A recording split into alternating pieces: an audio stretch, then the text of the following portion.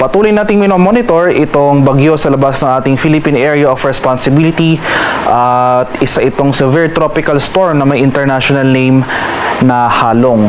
Latest location natin para sa bagyong ito kanina alas 3 ng umaga ay nasa layong 2,105 kilometers east-northeast ng extreme northern Luzon. May taglay itong lakas ng hangin na malapit sa gitna na umaabot ng 100 kilometers per hour at pagbugso na umaabot ng 125 kilometers per hour. Yung movement nito ay pa-northwestward ng mabagal. So sa ngayon, yung scenario natin para sa, yung most likely scenario natin para sa bagyong ito, less likely ito na pumasok ng ating Philippine Area of Responsibility. Pero in the event na pumasok man ito ng ating PAR, ang ibibigay nating local name para sa bagyong ito ay Kedan. Pero in both of these scenarios, pumasok man or hindi itong si Bagyong Halong, so pag pumasok man ito, dada-place lang ito sa northern boundary ng ating PAR, ay hindi ito magdudulot ng epekto sa kalagayan ng ating panahon as well as sa kalagayan ng ating karagatan. So mananatiling malayo itong sentro ni Bagyong Halong sa ating bansa sa mga susunod na araw.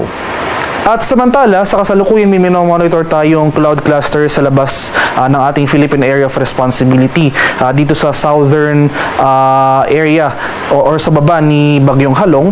So malayo ito sa ating bansa at inaasahan natin or hindi natin inaalis yung posibilidad ng development into a low pressure area within the day or sa mga susunod na araw.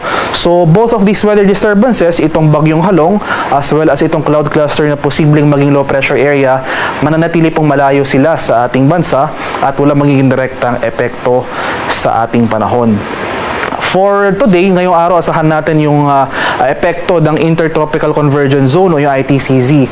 Ito yung salubungan ng hangin mula sa northern and the southern hemisphere na kasalukuyang nakakaapekto sa southern Mindanao. So itong area ng Zamboanga Peninsula at Barmfor, today asahan natin yung mataas na tsansa ng mga kaulapan at mga pag-ulan.